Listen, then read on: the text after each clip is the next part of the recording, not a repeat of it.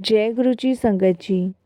संगत जी, गुरु जी की divine call सत्संग प्लेटफॉर्म में आप सभी गुरु परिवार का हार्दिक स्वागत है। संगत जी, जीवन की राहों पर जब इंसान कितना भी संभल कर क्यों ना चल ले, लेकिन संभलते संभलते भी अगर वो ठोकर खाकर जमीन पर गिर जाए और उसे कहीं भी कोई सफलता हासिल ना हो, कहीं भी उसको कोई हमदर्द ना मिले, कहीं भी उसको कोई संभालने वाला ना मिले, तो ऐसे में अक्सर इंसान टूट ही जाता है, बिखर ही जाता है। और ऐसे समय में अगर आपको कोई संभाल सकता है तो वो सिर्फ और सिर्फ गुरुजी हैं और कोई भी नहीं है। दुख और सुख जीवन के दो पहलू हैं जो आते हैं जाते हैं, लेकिन ये ध्यान रखिए, जब भी सुख और दुख हमारे जीवन में आता है और जाता है तो उस समय हमें संभालने वाले हमारे गुरुजी होते हैं। तो आज का जो सत्संग है वो प्रताप अंकल का है। बहुत ही प्यारा और ब्लेसिंगफुल है। बिना स्किप के सत्संग को सुनिएगा बड़े ध्यान से और बड़ी श्रद्धा से। कहते हैं जब विश्वास और श्रद्धा होती है और उससे हम अपने गुरुजी का शुक्राना सत्संग सुनते हैं या शेयर करते हैं, तो यकीनन उस समय हमारे बहुत से कष्ट और विपदाएं गुरुजी दूर करते हैं। इसके अलावा अगर आप भी अपने शुक्राना और सत्संग शेयर करना चाहते हैं तो हिंदी में साफ राइटिंग में आप अपना सत्संग लिखकर हमारी जीमेल आईडी पर सेंड कर सकते हैं, ताकि जब भी गुरुजी के कल्याण के अनुभव संगत सुने तो उन्हें गुरुजी की ब्लेसिंग्स प्राप्त हो। सत्संग आपको पसंद आए तो आप इसको लाइक कीजिए, चैनल को सब्सक्राइब कीजिए, वीडियो को शेयर ज़रूर कर दीजिएगा और बेल आइकन दबाना बिल्कुल भी नहीं भूलिएगा, क्योंकि जब भी कोई लेटेस्ट सत्संग आएगा उसका नोटिफिकेशन आपके पास आएगा। तो चलते हैं गुरुजी के सत्संग की ओर। सत्संग शुरू करने से पहले करते हैं गुरुजी का मंत्र जाप। ओम नमः शिवाय, शिवजी सदा सहाय। ओम नमः शिवाय, गुरुजी सदा सहाय। जय गुरुजी संगत जी। संगत जी, सबसे पहले गुरुजी महाराज के चरणों में कोटि कोटि नमन। सारी संगत जी को जय गुरुजी। शुक्राना गुरुजी की कृपा और मेहर से ये शुक्राना सत्संग हम शेयर कर रहे हैं। मैं प्रताप अंकल हूँ और मेरा जो सत्संग है संगत जी जम्मू से है। मैं जम्मू का रहने वाला हूँ। मेरा अपना खुद का जम्मू में एक ढाबा है और बहुत सारे मेरे ढाबे पे संगत जी लोग आते हैं और भगवान की कृपा से मेरा ढाबा बहुत अच्छा एक टाइम पे चल रहा था। और आपको तो पता ही है संगत जी, जम्मू कश्मीर में कोई ऐसे हम जैसे लोगों के लिए ख़ास काम होते नहीं हैं। जो भी काम होते हैं वो ऐसे काम होते हैं कि हम लोग मिल बांट के करते हैं, जिससे घर परिवार हमारा चलता है। ऐसा ही हमारा संगत जी एक पार्टनर के साथ ढाबा है और अब तो खैर नहीं है, लेकिन एक टाइम था और जब मेरे पार्टनर के साथ ढाबा था और सब कुछ बर्बाद हो चुका था संगत जी, लेकिन गुरुजी ने संभाला और गुरुजी ने दोबारा एक रोज़गार दिया। अब मैं घर से ही टिफ़िन सर्विस करता हूँ। संगत जी, हमने जम्मू में एक ढाबा खोला था जहाँ पे जितने टूरिस्ट होते थे वो आते थे, रुकते थे, खाते थे और चले जाते थे, जिससे मेरा भी परिवार चल रहा था, मेरे दोस्त का भी परिवार चल रहा था। लेकिन कब किसके मन में लालच आ जाता है संगत जी, पता ही नहीं चलता है। कब किसके मन में धोखा आ जाता है, पता ही नहीं चलता है। हम ये भी कह सकते हैं संगत जी कि ये हमारे पुराने कर्मों का फल भी होता है, जो हमें भोगना पड़ता है या हमारे सामने आता है या हमें मिलता है। तो ऐसा ही संगत जी हमारी लाइफ में हुआ और लाइफ में मिला हमें। हमने 2011 से वो ढाबा शुरू किया था। उस टाइम संगत जी जो भी मेरे पास था, जो उसके पास था, हमने मिल के लगाया। 2011 में हमने जब ढाबा शुरू किया, बड़ा हमारा संगत जी बहुत बढ़िया चला। बड़े संगत जी मतलब आमदनी होती थी और जो भी ढाबे का सामान आना होता था उसके आने के बाद भी संगत जी हमारे पास 30-35 हज़ार रुपये बच जाया करता था, ढाबे का किराया वगैरह सब कुछ निकाल के। बाकी फिर आधा वो लेता था, आधा मैं लेता था, परिवार बढ़िया चल रहा था। संगत जी पर ऐसा सोचा नहीं था कि आदमी के मन में लालच आ जाता है, और लालच बहुत बुरी बला है। लालच हंसते खेलते जीवन को खराब नष्ट कर सकता है, ये कभी आदमी नहीं सोचता है। तो बढ़िया हमारा चल रहा था, 2015 तक हम साथ रहे। 2016 आने पे संगत जी उसके मन में कुछ ऐसे विचार आ गए, और जब भी संगत जी मंथ के आखिरी महीने में हम लोग पैसे आधे आधे बांटते, तो उसका कहना यही होता था कि यार तू तो 4-4 दिन नहीं आता है, ढाबे का सामान सुबह मैं लाता हूँ, ढाबे का ये मतलब ऐसी चीज़ें वो गिनवाने लगा। मैंने कहा भाई देख, मेरा छोटा बच्चा है, वो बीमार चल रहा था, उसको दिखाने के लिए भाई मैं नहीं आ पाया 4 दिन ढाबे पे। और हमारे बीच कब से ये ऐसा होने लग गया कि मैं मंडी से सामान लाता हूँ, मैं संभालता हूँ, ये जो भी है संगत जी मुझे नहीं पता। मैंने कहा कोई नहीं भाई, तू 1000-1500 मुझे कम दे दे, तू ज़्यादा ले ले, कोई बात नहीं, अगर ऐसे तेरे मन में कुछ है। संगत जी ये उसका हर महीने का होने लग गया, हर महीने उसने ये कहना शुरू कर दिया। फिर संगत जी जो मंडी से सामान लाया करता था उसमें कटौती करने लगा। जैसे कोई टमाटर सब्जी लानी थी, तो संगत जी मैंने हमेशा अपने कस्टमरों को सही चीज़ें खिलाई, कभी सड़ी गली नहीं खिलाई। चाहे 50 रुपये टमाटर है तो 50 ही लिया, उनमें कम करा लिया, लेकिन धोखा कभी किसी के साथ नहीं किया। अब संगत जी वो सड़े गले चीज़ें लाने शुरू उसने कर दी, और जो बनाता था बावर्ची वो कहता था कि भाई सब कैसी सब्जियां ला रहे हो। मैंने संगत जी इग्नोर करना शुरू किया 1-2 बार, फिर मैंने कहना शुरू किया इस बात पे संगत जी उसने मुझे एक दिन कहा कि भाई हम अलग अलग कर लेते हैं, मैं तेरे साथ अब जो है ढाबा नहीं चलाना चाहता, और मैं कुछ टाइम से तुझे कहना ही चाह रहा था, और जब सारी मेहनत मुझे ही करनी है तो फिर तेरा क्या फ़ायदा। मैंने कहा भाई ऐसे क्यों बोल रहा है, मेहनत तो मैं भी कर रहा हूँ, और सही गलत चीज़ों के लिए तो मैं टोकूंगा। अब तू 30 रुपए किलो टमाटर ला रहा है, सड़ा टमाटर ला रहा है, अब मैं कस्टमरों को सड़ा थोड़ी ना खिलाऊंगा भाई।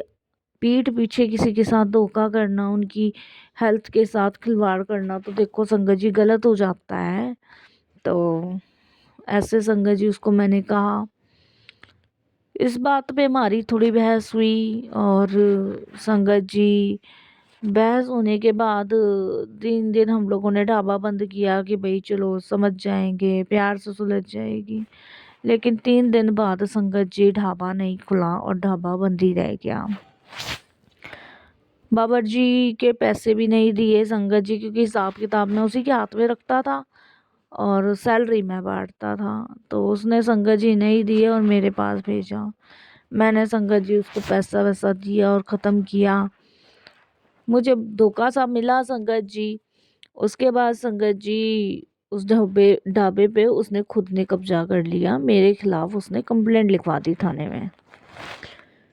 और संगत जी इतना सब कुछ होने के बाद मैं बड़ा परेशान हुआ, क्योंकि संगत जी उसने एफआईआर दर्ज लिखवाई, पुलिस वालों ने मुझे धमकाया कि तू ढाबे पे नहीं दिखना चाहिए, बहुत सारी चीज़ें करी, चोरी का इल्ज़ाम लगाया, ये वो। ढाबा संगत जी मेरे से छिन गया।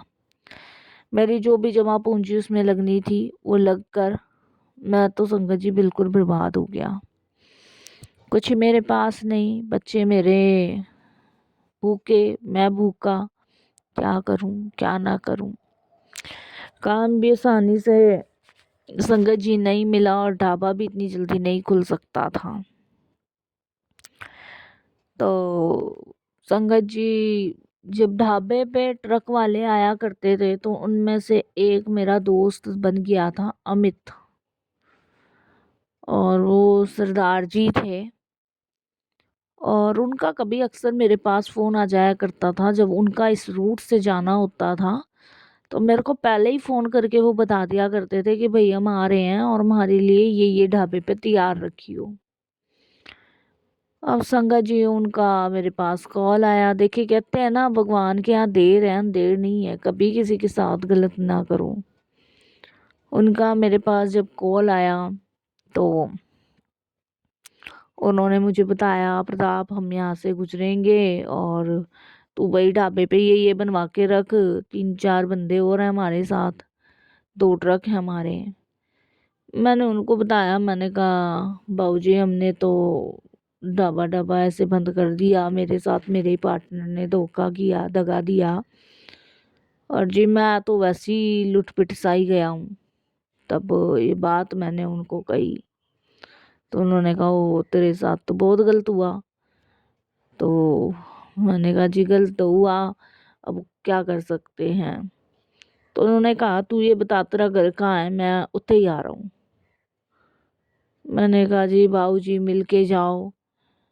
तो मैंने घर बताया, वो अपने ट्रक लेके दोनों आए और आने के बाद संगत जी बैठे, बातचीत हुई। तब उन्होंने मुझे एक गुरुजी का छोटा सा स्वरूप दिया। उन्होंने कहा थे इसने अपने मंदिर विच रखो और मंत्र जाप किया करो, सब बढ़िया करेंगे गुरुजी, सब बढ़िया। ऐसे करके उन्होंने बोला। और कदे कदे दिल्ली जाया करो, गुरुजी के बड़े मंदिर जाया करो, डुगरी धाम जाया करो, वहाँ तुम्हें बड़ी शांति मिलेगी और देखो कोई ना कोई रास्ता गुरुजी जरूर खोलेंगे। मैंने संगत जी वो मंदिर में रख दिया, रोज हाथ जोड़ा करता और रोज मंत्र जाप करता, मेरी घरवाली भी किया करती। संगत जी उसके बाद ऐसी कुछ समय बीत गया। कुछ समय बीतने के बाद एक बाबा जी मेरे घर आए। मैं नहीं जानता था वो बाबा जी कौन है कौन नहीं है, कहाँ से आए कहाँ से नहीं आए। और आते के साथ ही उन्होंने दरवाज़ा खटखटाया और मेरी घरवाली को कहते हैं कुछ खाने को है तो दे बेटा, बहुत भूख लगी है। मेरी वाइफ ने संगत जी उस दिन चावल बनाए थे, वो चावल उनको दिए, उन्होंने बड़े उससे खाए। मैं कुर्सी पे बैठा हुआ था, परेशान था, क्या करूं क्या ना करूं कुछ समझ नहीं आता। तो वो चावल खाने के बाद मुझे एकदम से घूर के देखने लगे। तो मेरे मन में आई कि ये क्यों मुझे ऐसे देख रहे हैं, कुछ समझ नहीं आया संगत जी मुझे क्यों मुझे ऐसे क्यों देख रहे हैं। अचानक से वो कहते हैं कि तेरे साथ बहुत बुरा हुआ है। उन्होंने यही कहा जिसने तुझे धोखा दिया है ना, उसका हिसाब भगवान करेंगे, तू चिंता ना कर। संगत जी ये बात मुझे समझ नहीं आई कि उनको ये कैसे पता चला, पर खैर ठीक है। मैंने कहा हाँ जी बिल्कुल, मेरे को यही लगा कि सब में फैल गई है तो इसको भी पता ही चल गया होगा बाबा को। तो वो कहते हैं कि कागज़ पेन लेकर आ। संगत जी मैंने कहा की करना बाबा, तो वो कहते हैं लेकर तो आ। तो संगत जी मैं कागज़ पेन लेके गया, उन्होंने एक नंबर लिखा और उन्होंने मुझे नंबर लिख के कहा कि तू इनको खाना भेजा कर, मेरे बहुत अच्छे मित्र हैं और घर से ही तेरा काम शुरू हो जाएगा। संगत जी मैंने कहा अच्छा। तो मैंने संगत जी उस बाबा की मजाक में बात ले ली। मेरे को लगा कि भाई बड़े बूढ़े हैं और ऐसी भूल गए होंगे। ऐसी संगत जी चलता रहा, कुछ दिन बीत गए, वो चले गए थे और फिर मेरी वाइफ कहती है कि तुम एक बार कॉल क्यों नहीं करते। वाइफ के कहने के बाद संगत जी मैंने उनके पास कॉल किया। उनमें से एक आदमी ने कॉल उठाया और उन्होंने बोला हम तुम्हारे कॉल का वेट कर रहे थे भाई, हमारे 3 सदस्य हैं और हमें जो है खाना भेज दिया करो 3 टाइम का, जो तुम्हारा चार्ज है वो हम दे देंगे। संगत जी उन 3 जनों का मैंने खाना बाँधना शुरू किया और वो मेरे अकाउंट नंबर लेके अकाउंट में पैसे डाल दिया करते थे। और वो मुझे कहते थे कि तुम जो है ना डाकघर पे खाना छोड़ जाया करो, मैं हम वहाँ से ले लेंगे। और डाकघर पे मैं खाना छोड़ आता था। अब संगत जी कुछ टाइम चलते-चलते हो गया, थोड़ा हाथ-सी हुआ, घर चलने लग गया और कस्टमर बंध गए थे, डाकघर वाले भी पूछने लग गए, इधर-उधर भी सबके यहाँ खाना बाँधने का मैंने करीबन 20 लोगों के घर का खाना मेरा बंद किया था। लेकिन धीरे-धीरे वो 3 आदमी गायब हो गए।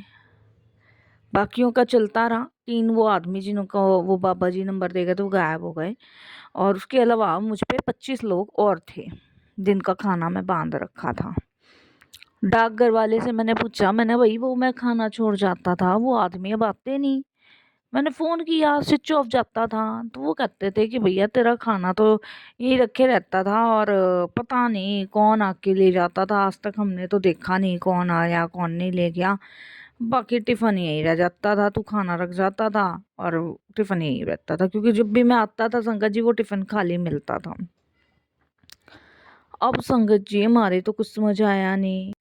एक दिन संगत जी वही ट्रक वाले भाई साहब का फ़ोन आया कि भई और कुछ हुआ तेरा घर परिवार? मैंने कहा भई मेरा घर परिवार तो बहुत बढ़िया चल रहा है, जब से तुमने मुझे वो सूप दिया है और ऐसे-ऐसे मेरे साथ हुआ। तब उन्होंने बताया कि भई देख गुरुजी ने तेरा बेड़ा पार कर दिया और वो गुरुजी थे जो आए थे और देख गुरुजी ने ये सब कुछ किया। मेरे तो संगत जी समझ से बाहर थी ये सब चीज़ें। मेरे को ड्रीम दर्शन आया और ड्रीम दर्शन में संगत जी वाक़ई में गुरुजी ने जो किया वो मेरे को एक पिक्चर की तरह गुरुजी ने ड्रीम में दिखाया कि वो बाबा जी आए हैं, गुरुजी आए हैं, चावल खा रहे हैं। मतलब एक पिक्चर क्लियर कर दी। उसके बाद संगत जी मैंने भई उनको बोला जी हम तो दर्शन करना चाहते हैं। तब दिल्ली संगत जी मैं मेरी वाइफ आए और यहाँ दर्शन किए हमने बड़े मंदिर के। अब जम्मू में भी संगत जी बहुत सत्संग होते हैं, हमें नहीं पता था बहुत सत्संग होते हैं। मैं जिनके खाना बनाता हूँ उनके यहाँ बहुत तेरे संगत के यहाँ सत्संग होते हैं और मैं लंगर भी बनाता हूँ संगतों के यहाँ पे। तो ऐसे गुरुजी ने मेरे जीवन का मार्गदर्शन किया और मेरा मार्ग सही किया, मेरा घर परिवार चलाया और जिनने धोखा दिया संगत जी आज वो दर-दर की ठोकरें खा रहा है। तो लॉकडाउन भी मेरा काम नहीं रुका और अब भी कोई काम नहीं रुका और मेरा काम चल ही रहा है। तो मैं होम सर्विस देता हूँ खाने की, महाराज की कृपा से मैंने 5-6 लोग रख भी रखे हैं। ढाबा तो नहीं खोला है लेकिन घर से ही कर रहा हूँ। इसके लिए शुक्राना गुरुजी महाराज।